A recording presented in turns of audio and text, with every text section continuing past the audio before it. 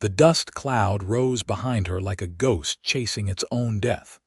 And Zelda Thornton knew she had perhaps 2 hours before her father's men caught up with her stolen mare. She pressed her heels harder into the horse's flanks. The wedding dress her mother had sewn now torn at the hem and stained with the red earth of Nevada territory. The year 1878 marking what should have been her submission, but would instead become her liberation. She had fled Carlin, Nevada just after dawn, slipping through her bedroom window while the household still slept, the betrothal contract to Edmund Hartwick lying unsigned on her father's desk. Edmund was 53 years old, wealthy from silver mining, and had buried 2 wives already. Her father had called it a good match, had said a woman of 22 should be grateful for any offer. But Zelda had seen the coldness in Edmund's eyes, had heard the rumors about the bruises his second wife tried to hide before the fever took her. The landscape stretched endlessly before her, sagebrush and scattered juniper trees offering little shelter from the climbing sun. Her plan, such as it was, involved reaching Elko and perhaps finding work as a seamstress or teacher. Anything that would allow her to survive without returning to her father's house and the marriage that awaited her there. She had taken what little money she had saved, some bread and dried meat wrapped in cloth, and the horse that had been intended as part of her dowry. The mare began to slow, foam gathering at her mouth, and Zelda felt panic rise in her throat. She could not stop, not yet, not when freedom still felt like something that might evaporate like morning dew. But the horse was suffering, and she was not cruel enough to destroy the animal for her own escape. She guided the mare toward a creek she could hear but not yet see, following the cottonwood trees that marked water in this thirsty land. The creek ran shallow and clear, and she dismounted, her legs trembling from hours in the saddle. She let the horse drink slowly while she splashed water on her face, the coolness a blessing against her sun-heated skin. That was when she heard the rider approaching. Zelda's hand went to the small pistol she had taken from her father's study, a derringer that held only 2 shots but might buy her enough time to escape. She turned, the weapon raised, her heart hammering against her ribs. The man who emerged from the trees sat easy in his saddle, his hands visible and empty, raised slightly in a gesture of peace. He was young, perhaps 25 or 26, with sun-darkened skin and hair the color of wheat at harvest. His eyes, a surprising blue against his tanned face, took in her torn wedding dress, the exhausted horse, and the trembling pistol she pointed at his chest. "I am not looking for trouble," he said, his voice low and steady. "I heard the horse and thought someone might need help." "I do not need help," Zelda said, though her voice shook. "I need you to ride away and forget you saw me." The man studied her for a long moment, then slowly dismounted, keeping his movements careful and unthreatening. "My name is Pierce Sullivan. I work cattle for the Rockingham Ranch about 10 miles west of here. I am guessing by that dress and the way you keep looking back toward Carlin that you are running from something you do not want to face. That is none of your concern." "It is not," Pierce agreed. "But that horse is not going to carry you much farther today, and there are men who ride these trails who would not be as polite as I am being when they see a woman alone." He gestured to her dress. "Especially a woman in a wedding gown." Zelda felt tears of frustration burn her eyes, but she refused to let them fall. "What do you suggest, then? That I return to Carlin and marry a man who will own me like he owns his mining equipment?" Pierce's expression softened. "I suggest you let me help you. My ranch is not far. The owner, Martha Sullivan, is my aunt. She could use help with the cooking and household work, and she does not ask questions about where people come from, only where they are going. Why would you help me? You do not know me." Because I know what it looks like when something is caged that should be free, Pierce said simply. I have seen it in horses that have been broken wrong, and I see it in your eyes now. I am not offering you anything except a chance to catch your breath and decide what you want to do next. If you want to leave after that, I will help you get to Elko or wherever else you want to go. Zelda lowered the pistol slightly. Everything in her wanted to trust this stranger with the kind eyes and the gentle voice, but trust had been used against her before. Her father had trusted Edmund Hartwick. Her mother had trusted that a marriage would bring security. Trust seemed like a luxury she could not afford. I have money, she said finally. I can pay for lodging. Keep your money. You will need it more than we do. Pierce moved slowly toward his horse and retrieved a canteen, offering it to her. Drink some water and think about it, but decide quickly. If men are following you, standing here in the open is not wise. The water was cool and tasted faintly of metal. Zelda drank deeply, her throat parched from fear and flight. She looked at Pierce Sullivan, really looked at him, and saw none of the calculation she was used to seeing in men's faces when they looked at her. He seemed genuinely concerned, genuinely willing to help without demanding payment or obligation. If I come with you, she said slowly, I need your word that you will not tell anyone from Carlin where I am. Not my father, not Edmund Hartwick, not the sheriff if they come asking. You have my word, Pierce said, but I should tell you lying to a sheriff can bring trouble. Then you will have to decide if helping me is worth that trouble. Pierce smiled then, a quick flash of warmth that transformed his serious face. I reckon it is. Now, let us get moving before whoever is chasing you gets close enough to cause problems.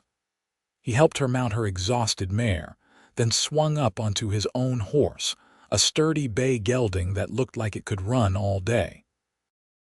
They rode west, leaving the creek behind, and Zelda felt the first fragile stirring of something she had not felt in months.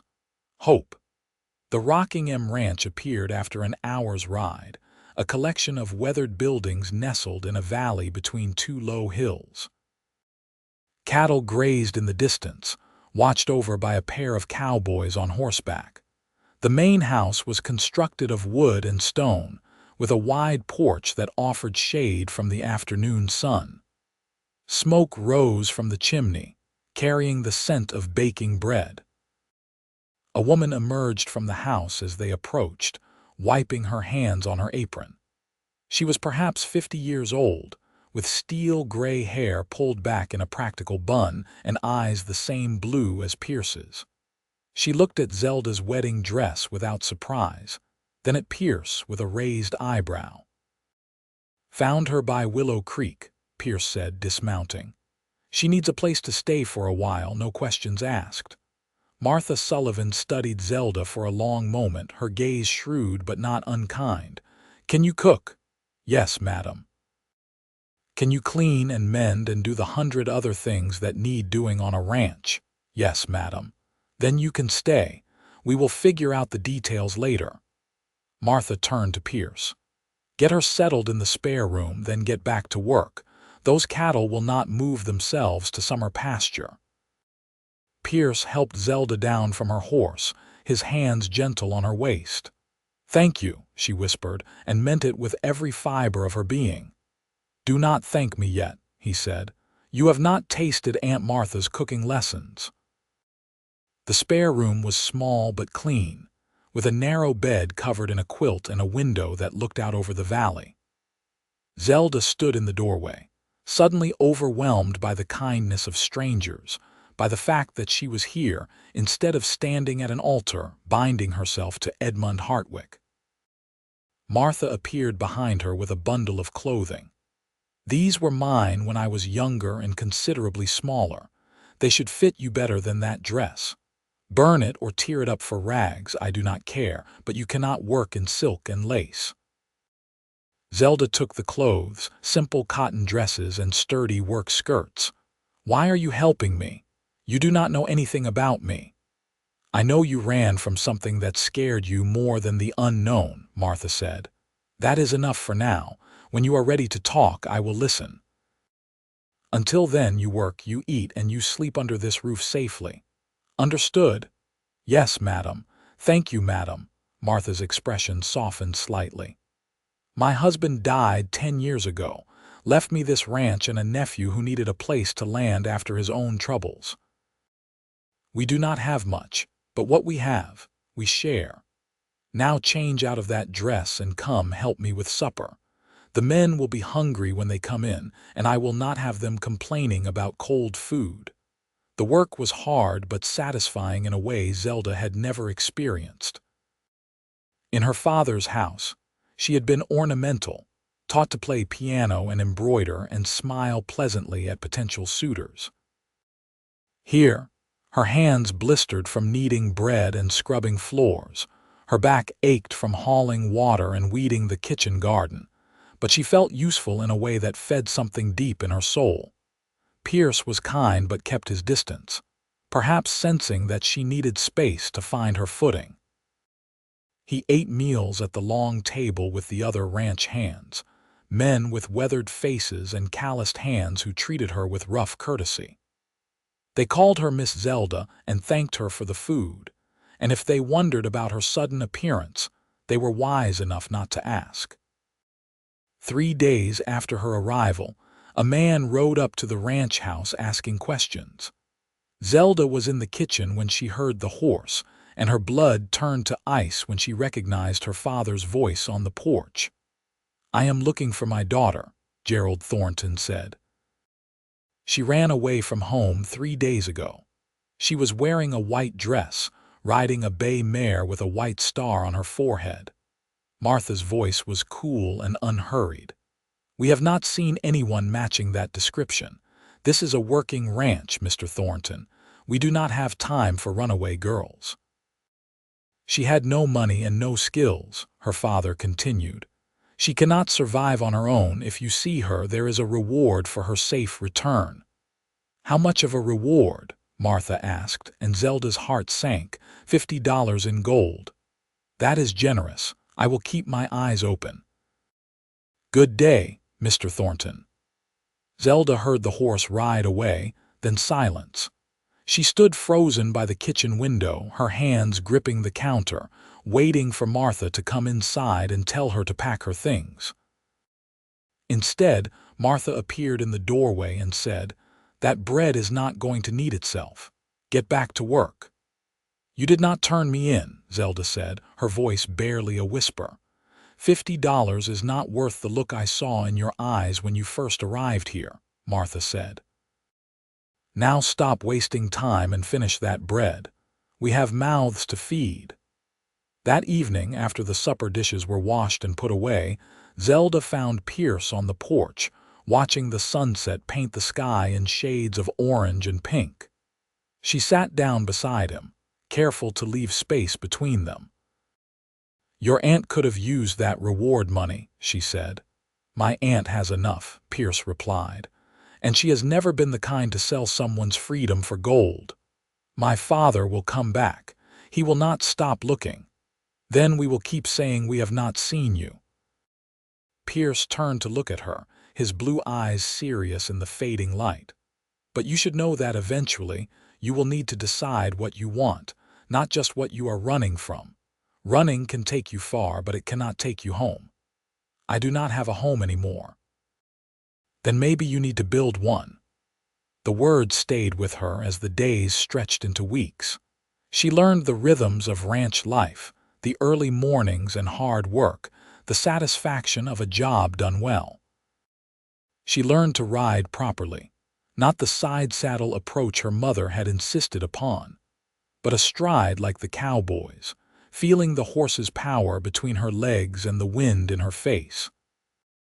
Pierce taught her, patient and encouraging, showing her how to read a horse's mood, how to guide with knees and voice instead of harsh bits and whips. They rode out together in the early mornings, checking fence lines and water sources, and slowly Zelda began to see the man behind the kind gesture that had saved her. He had come to the ranch 5 years ago. He told her one morning as they watered their horses at a spring. His father had died in a mining accident, and his mother had followed 6 months later, her heart simply giving up. Martha had taken him in, given him purpose when he had been drowning in grief and anger. "I was not a good person back then," he said, his voice quiet. "I drank too much, fought too much, blamed the world for taking my parents. Aunt Martha put me to work, told me I could either destroy myself or build something worth living for. It took me a long time to understand what she meant." "What did she mean?" Zelda asked. "That we are not what happens to us. We are what we choose to do next." He looked at her then, really looked at her, and Zelda felt something shift in her chest. "You ran from a bad situation, Zelda. That took courage. But staying here, building a new life, choosing what you want instead of just refusing what you do not want, that will take even more. What if I do not know what I want? Then you take time to figure it out. There is no rush." But there was a rush, because her heart was beginning to betray her, softening toward this cowboy who treated her like a person instead of property, who asked her opinions and listened to her answers, who made her laugh with stories about stubborn cattle and ornery horses. Summer arrived in full force, the heat baking the land and driving the cattle to higher pastures. The ranch hands worked from before dawn until after dark, and Zelda worked alongside Martha, preserving vegetables, cooking enormous meals, keeping the household running while the men focused on the herds. One evening in late June, a violent thunderstorm rolled across the valley, lightning splitting the sky and thunder shaking the house's foundations. Zelda stood at the window, watching nature's fury, when Pierce appeared beside her, soaked from checking on the horses. "It is beautiful," she said, "and terrifying." "Most beautiful things are a little terrifying," he replied, and something in his voice made her turn to look at him. Water dripped from his hair and his shirt clung to his shoulders. He was looking at her with an expression she could not quite read, something between longing and restraint. "Pierce," she began, but did not know how to finish. "I need to tell you something," he said, his voice rough. "But I need you to know that I am not asking for anything. I am not expecting anything. I just need to say it because keeping it inside is getting harder every day." Her heart began to pound, a different kind of thunder in her chest. "I know you came here running from a man who wanted to own you," Pierce continued. "I know you are still figuring out who you are and what you want, but I need you to know that I care about you, Zelda. More than I should, probably. More than is wise." "Pierce, let me finish," he said gently. "I am not Edmund Hartwick. I am not your father. I will never try to force you into something you do not want. But if you ever decide, if your heart ever says yes, I am here. Choose me only if your heart says yes, Zelda. Not because you are grateful, not because you feel obligated, but because you actually want to." The storm raged outside, but inside the house, everything was still. Zelda looked at this man who had given her shelter, taught her to ride, made her laugh, asked nothing in return. She thought about the difference between Edmund Hartwick's cold possessiveness and Pierce Sullivan's open honesty. "What if I am not ready to choose?" she whispered. "Then I wait. Or if you choose to leave, I help you go. Whatever you need, Zelda. I am on your side always."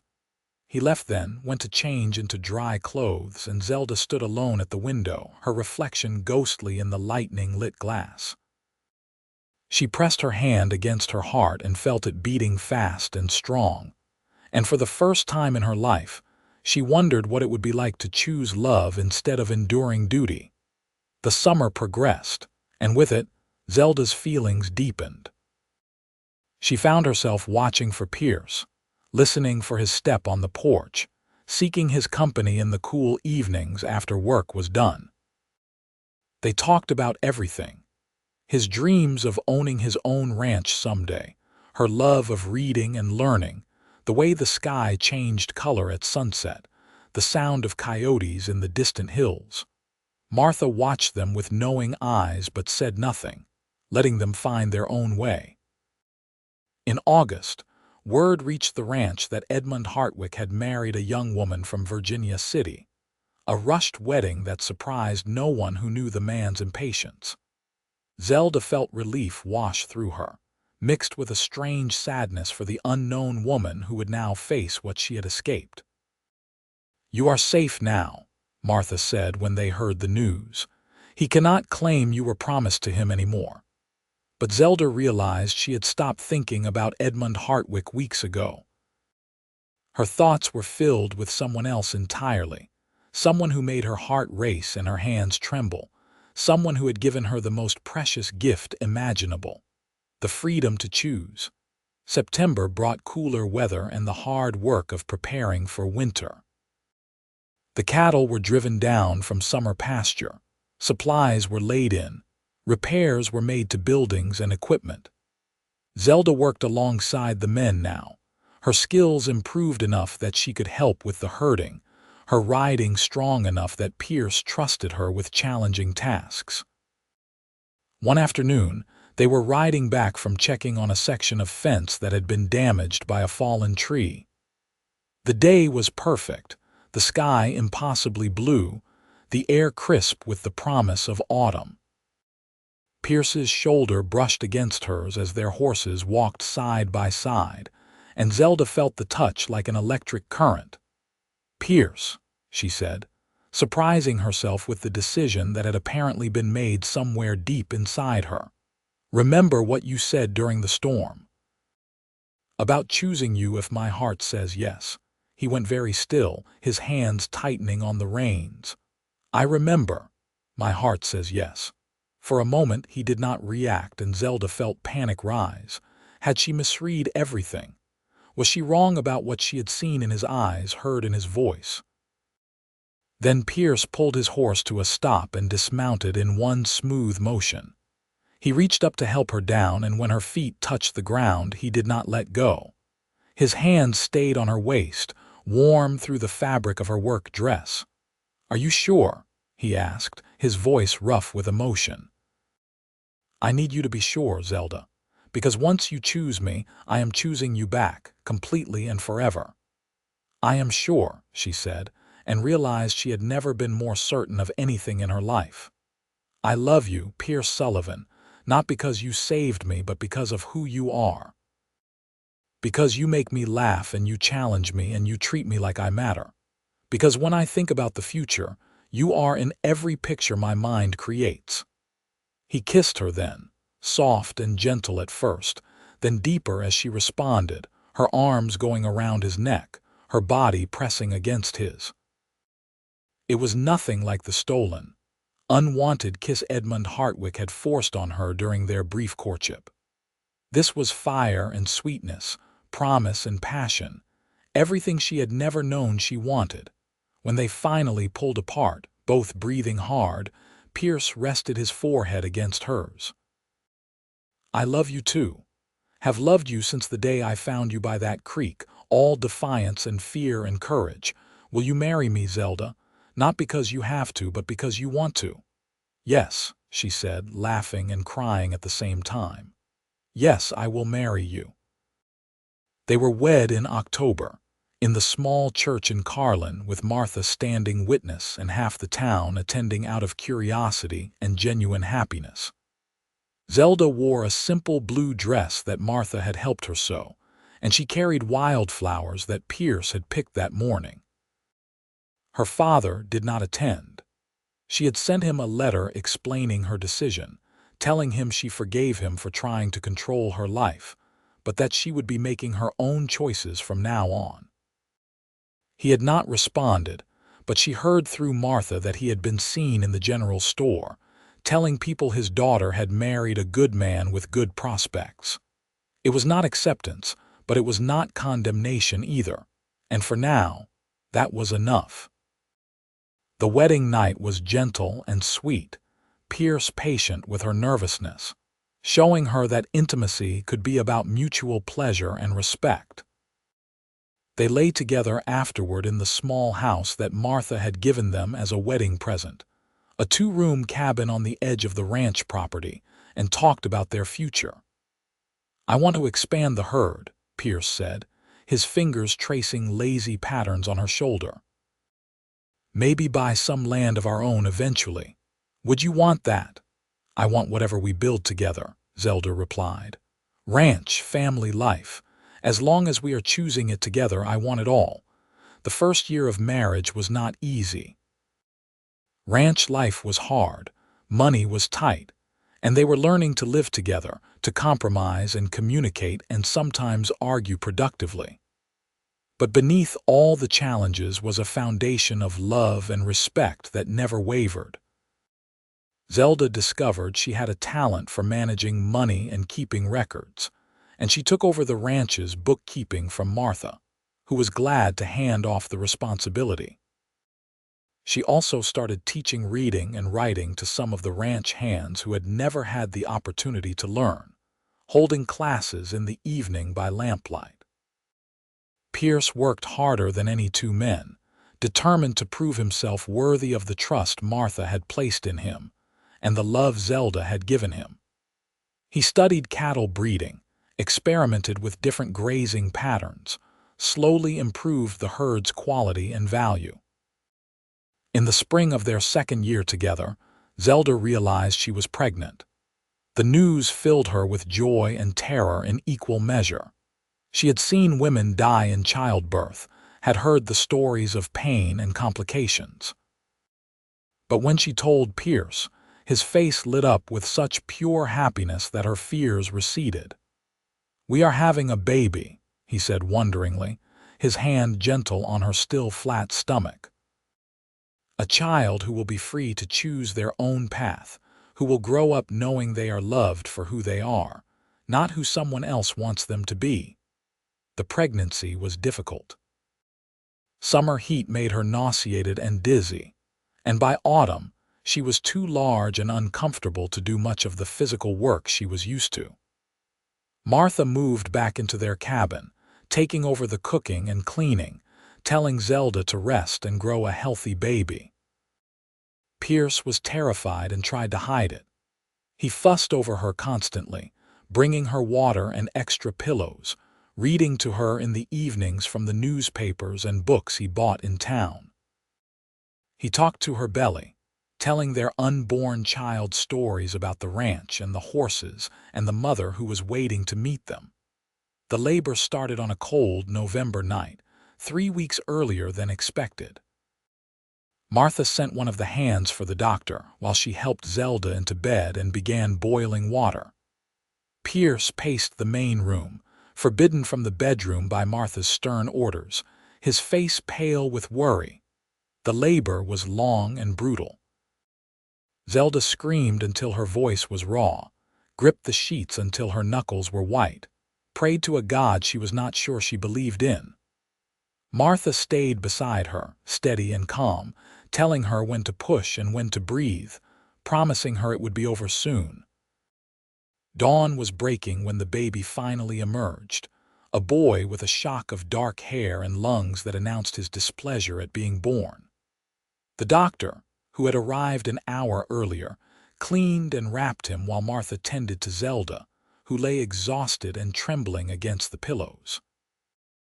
"You have a son," Martha said, placing the baby in her arms. "A beautiful, healthy son." Pierce appeared in the doorway, his face tear-streaked and hopeful. "Can I come in?" "Come meet your son," Zelda said, her voice hoarse but happy.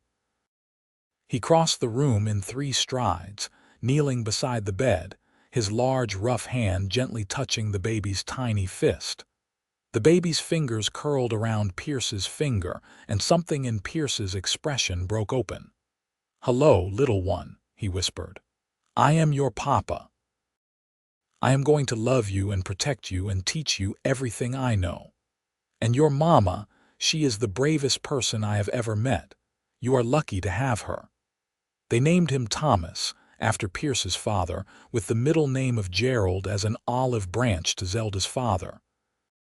When word reached Carlin, Gerald Thornton surprised everyone by riding out to the ranch, his arms full of gifts.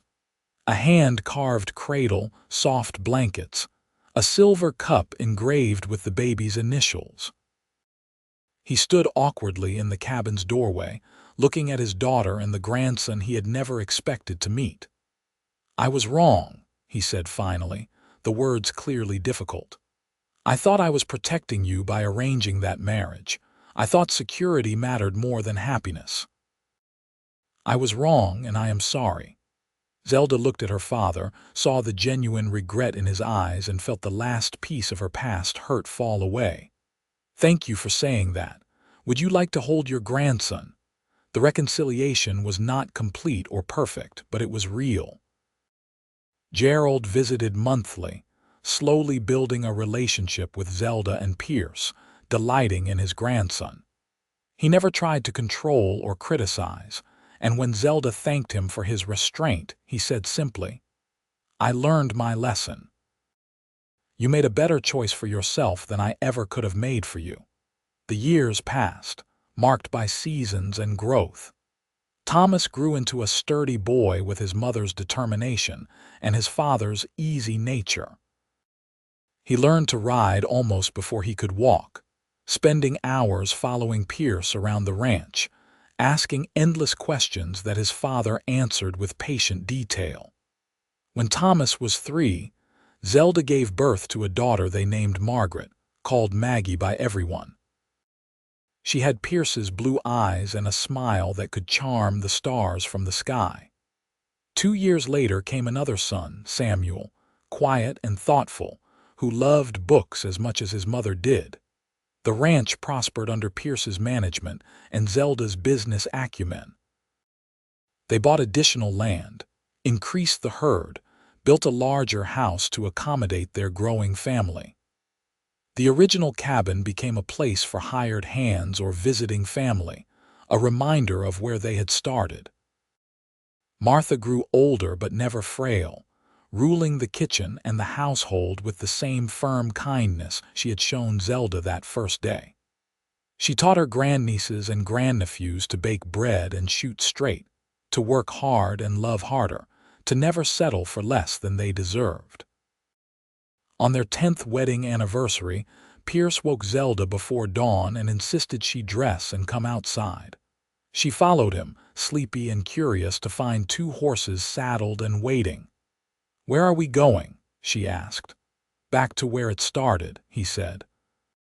They rode east as the sun rose, and Zelda realized they were heading toward Willow Creek. When they arrived, the water still ran clear and cold. The cottonwood trees still offered shade. Pierce dismounted and helped her down, then produced a small box from his saddlebag. "I never gave you a proper engagement ring," he said. "We could not afford it back then, and it never seemed important, but I wanted you to have this, to mark 10 years of choosing each other." Inside the box was a simple gold band set with a small sapphire the color of the Nevada sky. Zelda felt tears rise as he slipped it onto her finger beside her wedding band. "It is perfect," she whispered. "I brought you back here because I wanted to say thank you," Pierce said. "Thank you for trusting me when you had no reason to. Thank you for choosing me. Thank you for building this life with me. Everything I am, everything we have, started the day I found you by this creek." "Everything I am started that day too," Zelda replied. "I was running from something I did not want, but I ran towards something I did not even know I needed. I found freedom, and then I found love, and then I found myself. All because you offered me a choice and meant it." They stood by the creek where their story had begun, holding each other as the sun climbed higher, warming the land. In the distance, they could see the Rocking M Ranch, smoke rising from the chimneys, their children likely waking and wondering where their parents had gone.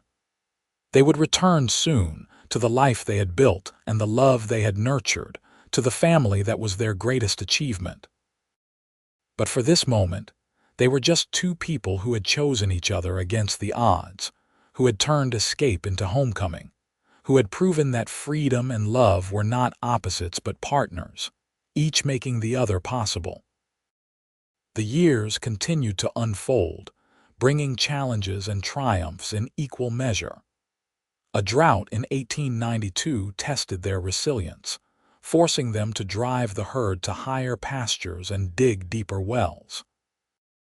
A particularly brutal winter 2 years later killed some of their cattle, but the herd recovered, and they learned better ways to shelter the animals during storms. Thomas grew into a strong young man who loved the ranch as much as his father did. He had inherited Pierce's patience and Zelda's sharp mind, and by the time he was 20, he was managing significant portions of the ranch operations.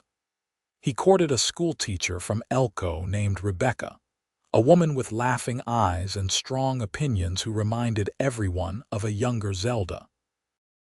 Maggie surprised no one by becoming a teacher herself, but she did it in her own way. Instead of settling in one town, she traveled throughout Nevada, going to mining camps and small settlements where children had no access to education. She returned to the ranch between assignments, bringing stories of the places she had been and the students she had taught. Pierce worried about her traveling alone, but Zelda reminded him that their daughter had inherited her mother's spirit, and trying to cage that spirit would only break it. Samuel became a lawyer, studying in San Francisco and returning to Nevada to advocate for small ranchers and farmers against the increasingly powerful mining interests. He used his intelligence and education to help people who reminded him of his parents, folks trying to build something honest in a world that often rewarded greed over integrity. Through it all, Pierce and Zelda remained each other's anchor and adventure. They still rode out together in the early mornings when ranch work allowed, still talked for hours on the porch while the sun set, still found ways to surprise and delight each other after years of marriage. Pierce never took Zelda's presence for granted, never assumed he owned her time or her thoughts. He asked her opinion on ranch decisions and listened when she disagreed with him. He supported her when she started a small lending library in Carlin, providing books to people who had never owned more than a Bible. He was proud when she was elected to the school board, the first woman to hold that position in their county. Zelda never forgot the freedom Pierce had offered her, the way he had said, "Choose me only if your heart says yes," and meant it completely. She made sure their children understood that love was not possession, that marriage should be partnership, that everyone deserved the right to choose their own path. She told them the story of her almost marriage to Edmund Hartwick, not to frighten them, but to show them the difference between being controlled and being cherished. Martha lived to see all three of her great-nieces and great-nephews grown and settled. She died peacefully in her sleep at 82, and half of northern Nevada attended her funeral. They buried her on a hill overlooking the ranch, where she could watch over the land and the people she had loved so fiercely. Gerald Thornton lasted 2 more years, long enough to see Thomas marry his Rebecca and welcome their first child. He told Zelda before he died that his greatest regret was almost forcing her into a loveless marriage, and his greatest joy was seeing the life she had built instead. She held his hand as he passed and forgave him one final time. As Pierce and Zelda moved into their later years, they handed more of the ranch operations to Thomas and Rebecca, content to advise rather than direct. They had built something lasting, something that would continue after they were gone, a legacy measured not in land or cattle but in love and freedom and choices made with open hearts. On a spring morning in 1908, when they had been married for 33 years, Zelda woke to find Pierce watching her with the same expression he had worn on their wedding day. "What are you thinking?" she asked, reaching for his hand. "I am thinking about the day I found you by Willow Creek," he said. about how different my life would be if I had ridden past instead of stopping, about how lucky I am that you chose me. I am the lucky one, Zelda countered. You gave me freedom when I expected to be caged. You gave me love when I thought marriage meant duty. You gave me a life beyond anything I could have imagined. We gave those things to each other, Pierce said. That is what makes it work. They rose and dressed, moving with the comfortable rhythm of decades together. They walked out onto the porch of their home, looking over the ranch that had become so much more than property, that had become the physical manifestation of everything they believed in. Hard work, honest dealing, family, and the freedom to choose. Their grandchildren were arriving later that day, 7 of them now, ranging from Thomas and Rebecca's eldest at 15 to Samuel's youngest at 3. The house would be full of noise and laughter, of questions and stories, of love expressed in 1,000 different ways. But for now, it was just the 2 of them, standing together as the sun rose over the Nevada hills, painting the sky in shades of gold and rose. Pierce put his arm around Zelda's waist, and she leaned into him, solid and warm and home. "You ever regret it?" he asked quietly. "Running away, choosing this life instead of the security your father wanted for you?" Zelda turned to look at him, at the man who had saved her and then set her free, who had loved her without conditions, who had built a life with her based on mutual respect and genuine affection. She thought about the girl she had been, terrified in a torn wedding dress, pointing a trembling gun at a stranger. She thought about the woman she had become, confident and capable and deeply, profoundly happy. "Not for a single moment," she said. "You told me to choose you only if my heart said yes. My heart has been saying yes every day since." He kissed her then, soft and sweet, a promise renewed, a choice reaffirmed. And as the sun continued to rise, burning away the morning shadows, they stood together on the porch of the home they had built, surrounded by the life they had chosen, wrapped in the love that had transformed them both. The story of their love was not one of dramatic rescues or passionate declarations, though it had contained elements of both. It was instead a story of daily choices, of small kindnesses and steady support, of freedom given and respected, of trust earned and maintained.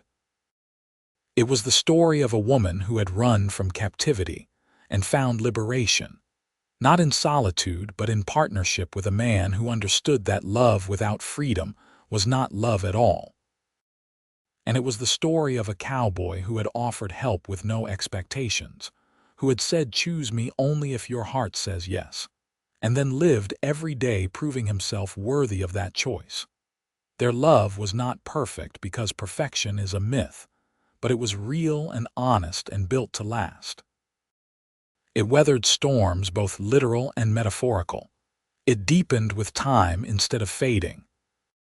It expanded to include children and grandchildren, friends and community, but never lost its essential core. 2 people who had chosen each other and kept choosing each other, year after year, day after day, moment after moment. As the morning advanced and they prepared for the arrival of their family, Zelda found herself humming an old song her mother had taught her, about love and freedom and finding home. Pierce heard her and smiled, joining in with his rough but sincere voice, and together they sang while they worked, their voices blending like their lives had blended, creating something more beautiful than either could have achieved alone. The grandchildren arrived in the afternoon, tumbling out of wagons with their parents, full of energy and excitement. Thomas and Rebecca's children immediately headed for the barn, eager to see the new foals.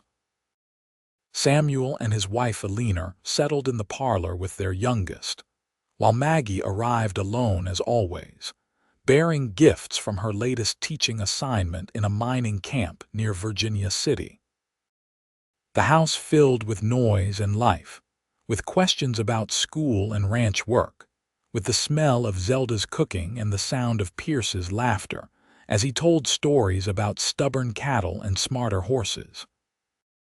It was chaos and comfort, exhausting and exhilarating, exactly what they had worked for all these years.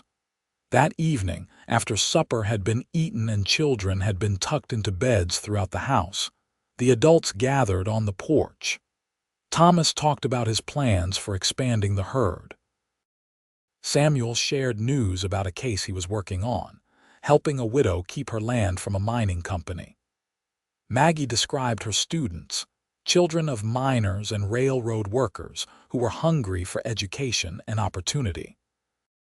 Pierce and Zelda listened, offered advice when asked, but mostly just watched their children and felt the deep satisfaction of seeing them thrive. These three people, so different from each other but each carrying forward the values they had been taught, were the truest measure of their success. Later, when the others had gone to bed, Pierce and Zelda remained on the porch, reluctant to let go of the perfect day. The stars were brilliant in the clear sky, and a cool breeze carried the scent of sage and juniper. "You remember what you said to me the night of the storm?" Zelda asked. "When you told me you cared about me." "I remember every word I have ever said to you," Pierce replied. "You said choose me only if your heart says yes, not because of gratitude or obligation, but because I wanted to. That was the moment I started to fall in love with you, though I did not recognize it then. What made it the moment? Because you gave me power over my own life. For the first time since I could remember, someone was asking me what I wanted, not telling me what I should want. You offered me love but made it clear the choice was mine. That was the most romantic thing anyone had ever done for me." Pierce pulled her close, and she rested her head against his shoulder. They sat in comfortable silence, listening to the night sounds, feeling the peace that came from a life well lived and love well tended. The years that followed were gentler than the early ones. Pierce and Zelda spent more time watching than doing, though they remained involved in the ranch operations and active in the community.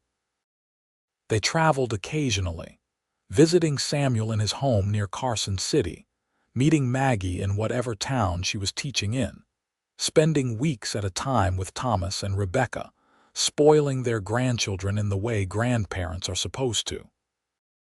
They celebrated their 40th anniversary with a party that drew people from throughout northern Nevada, friends and family gathering to honor a couple who had become something of a legend.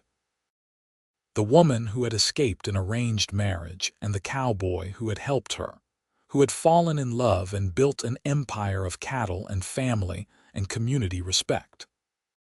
Speeches were made, toasts were offered, and through it all, Pierce held Zelda's hand, his grip still strong, his love still evident in every glance and gesture. When Pierce turned 70, he began to slow down, his body finally showing the effects of decades of hard physical labor. He could no longer ride all day or work cattle from dawn to dusk, but he could still sit on the porch and advise, could still make Zelda laugh, could still look at her with eyes that said she was the most beautiful thing he had ever seen. Zelda aged more gracefully, her body staying strong even as her hair turned silver. She continued to run the household, manage the ranch's finances, serve on various community boards. But her favorite time was still the early morning, when she and Pierce would sit together watching the sunrise, talking about nothing and everything, simply being together. On their 50th anniversary, their children and grandchildren organized a celebration that included a renewal of their vows.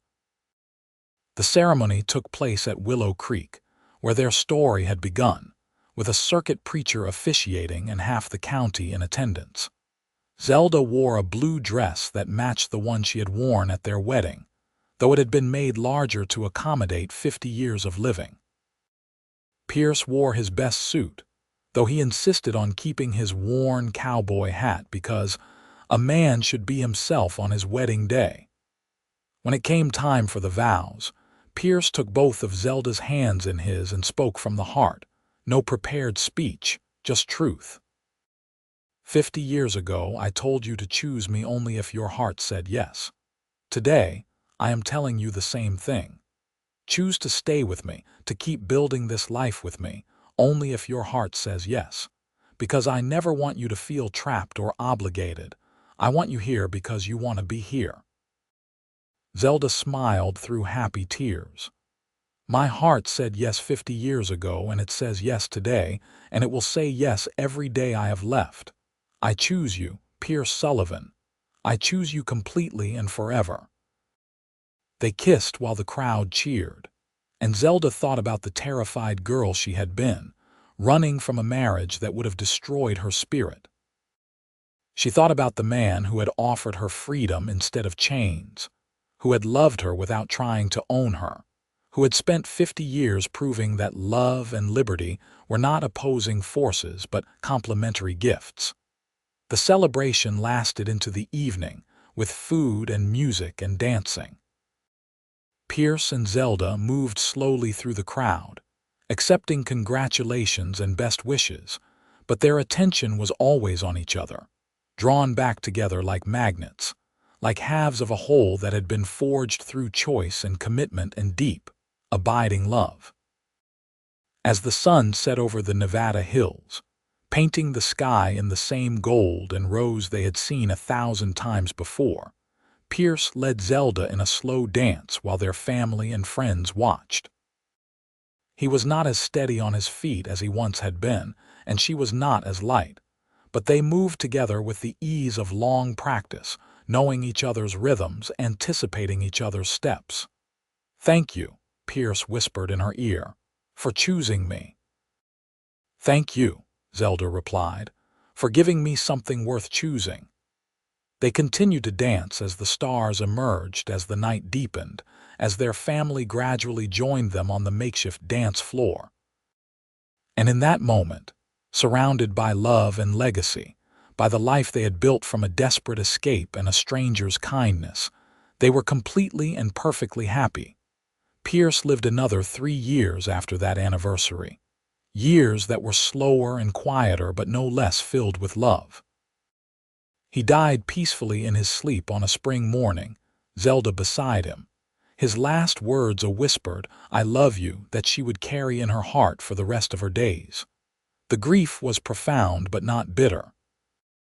They had been given 53 years together, had built a family and a legacy, had loved each other completely and without reservation. Zelda mourned him deeply, but she also celebrated the extraordinary gift of their time together. They buried him on the hill beside Martha, overlooking the ranch he had helped build and the land he had loved. The entire community attended, testament to the respect and affection Pierce had earned through decades of honest dealing and genuine kindness. Zelda lived another 5 years, remaining active and engaged, though she moved more slowly and tired more easily. She spent her time with her children and grandchildren, who now had children of their own, telling them stories about their grandfather, about the day she had run away and found freedom, about the cowboy who had said, "Choose me only if your heart says yes," and meant it with every fiber of his being. She died quietly on a summer evening, sitting on the porch of the house she and Pierce had built, looking out over the land they had shared. Thomas found her there the next morning, a peaceful expression on her face, finally reunited with the man she had loved for more than half a century. They buried her beside Pierce on the hill, and her headstone read, "Zelda Thornton Sullivan. She chose freedom, found love, and lived fully. Beloved wife, mother, grandmother, and friend." The ranch continued, passed down through Thomas, and then to his children, each generation adding their own improvements while maintaining the core values Pierce and Zelda had established. Honest work, fair dealing, respect for all people, and the fundamental belief that everyone deserved the freedom to choose their own path. The story of their love became part of family legend, told and retold to each new generation. The tale of the woman who had run from an arranged marriage and the cowboy who had helped her, who had given her freedom first and love second, letting her choose him rather than claiming her. It became a standard against which all family relationships were measured, a reminder that true love was built on respect and choice, not possession and obligation. The old cabin where they had started their married life became something of a shrine, preserved and maintained even as the ranch grew and changed around it. Young couples who were courting would walk up to see it, imagining what it must have been like to begin a marriage with nothing but love and determination, to build an empire from hard work and mutual respect. Willow Creek, where it had all begun, remained a special place. Family picnics were held there, marriage proposals happened beneath the cottonwood trees, and occasionally someone would stand where Zelda had stood that desperate morning, and imagine seeing a stranger emerge from the trees, offering help with no strings attached. The legacy Pierce and Zelda created was not measured in acres or cattle, though both were substantial. It was measured in the way their descendants treated each other and the world around them. It was measured in the kindness they showed to strangers, remembering that a simple act of help could change a life. It was measured in the way they chose their partners, looking for love that uplifted rather than constrained, for relationships built on equality and respect. Thomas would tell his children, who told their children, about the day his mother had arrived at the ranch in a torn wedding dress, running from a man who wanted to own her. He would describe how his father had courted her with patience and respect, how he had given her space to heal and grow, how he had loved her without trying to control her. "Your grandfather understood something that not every man does," Thomas would say. He understood that love is not about possession, it is about partnership. When he told your grandmother to choose him only if her heart said yes, he meant it. And because he meant it, because he gave her genuine freedom, she chose him completely. That is the kind of love you should look for. That is the kind of love worth building a life on.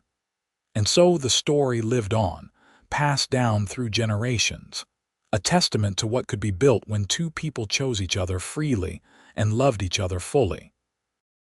It was a story about escape and rescue, about freedom and choice, about the difference between being owned and being cherished. But most of all, it was a love story. A Wild West love story about a woman who found the courage to run and a cowboy who found the wisdom to offer help without demands. A story that proved love was not about control but about liberation, not about possession but about partnership. Their names were carved in stone on that hill overlooking the Rockingham Ranch, but their legacy was carved in the hearts of everyone who knew their story. A reminder that true love begins with the freedom to choose and flourishes when that choice is honored, respected, and celebrated every single day.